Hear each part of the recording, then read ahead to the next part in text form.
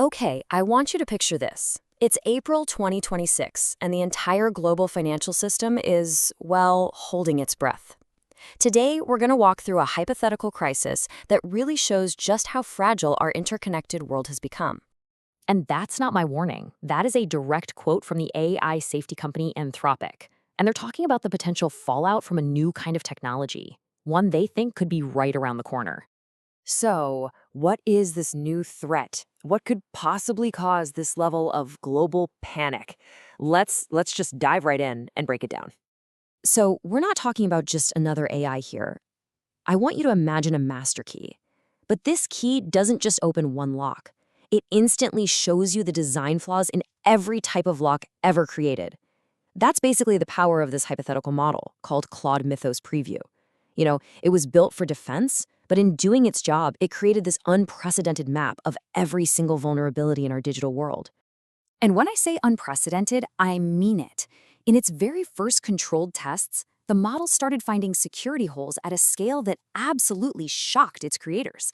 We're talking about a flood of flaws nobody had ever seen before, all found in just a matter of hours. And these weren't just, little bugs. No, these were deep, fundamental cracks in the very foundation of the software that powers our global economy, our banks, our markets, everything. And get this, some of these vulnerabilities had been sitting there completely unnoticed for decades. Think about that for a second. Generations of the smartest human experts on the planet missed them, and this AI found them almost instantly. That's what has regulators so terrified, a tool that can see every single crack in our digital foundation all at once. So as you can probably imagine, a threat of this size and speed triggered an immediate, and I mean immediate, reaction from governments all over the world. Over in the UK, it was all hands on deck. The nation's top financial and security agencies, we're talking the Bank of England, the FCA, the Treasury, the National Cybersecurity Center, they are all in emergency talks, just racing to figure out how bad the danger is to the country's most critical systems. And they are getting ready to brief the entire financial industry.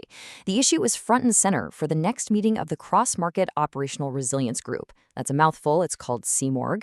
And that's basically where all the regulators and the biggest financial players get together to talk about exactly these kinds of huge, system-wide threats. And this was not just a UK problem, not by a long shot. The same panic is happening across the Atlantic. The U.S. Treasury Secretary is calling in the heads of all the major Wall Street banks to deal with the exact same looming crisis. But why such a massive, coordinated freakout? Well, it's because this AI threat, it didn't just appear in a vacuum. It landed like a meteor on a global financial system that was already stretched to its breaking point. I mean, just look at the Bank of England's own notes from a meeting on March 27th. The world was already dealing with huge geopolitical tensions. Then a conflict breaks out in the Middle East, which triggers this massive supply shock. Suddenly, energy prices are going through the roof and the markets are just unbelievably volatile. You can actually see the pressure right here in this chart. It shows government bond yields spiking. Now, what does that mean in simple terms?